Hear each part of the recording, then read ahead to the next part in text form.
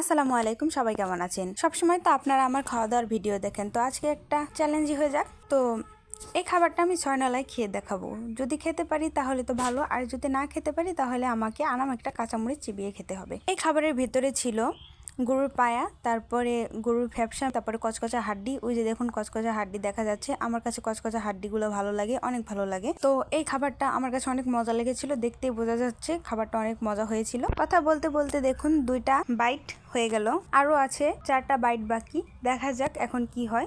আর এটা 3 নম্বর বাইট। আর আমার বাইটগুলো একটু ছোট ছোটই ছিল, কারণ আমি অত প্রফেশনাল না। অনেক অনেক ব্লগাররা আছে যারা অনেক বড় বড় বাইট দিতে পারে, কিন্তু আমি এত বড় বাইট দিতে পারি না, তাই আমার বাইটগুলো একটু ছোট ছোট ছিল। তারপরে এটা ছিল 4 নম্বর বাইট। 4 নম্বর বাইটটা একটু বড় দেওয়ার চেষ্টা করেছিলাম, কিন্তু তেমন একটা পারিনি। আর এর সাথে কাঁচামরিচ আর লেবু হলে কিন্তু আরো ভালো লাগতো। আর এটা ছিল 5 নম্বর বাইট। 5 নম্বর বাইটটা একবারেই ছোট ছিল। কেউ আবার হাসাহাসি করবেন না আমার এই খাওয়া দেখে, কারণ আমি অত বড় বাইট দিতে পারি না। তারপরে শেষে ছিল এই যে 6 নম্বর বাইট, সবচেয়ে ছোট বাইট। আর ছোট বাইটটাই ভালো ছিল আমার মতে।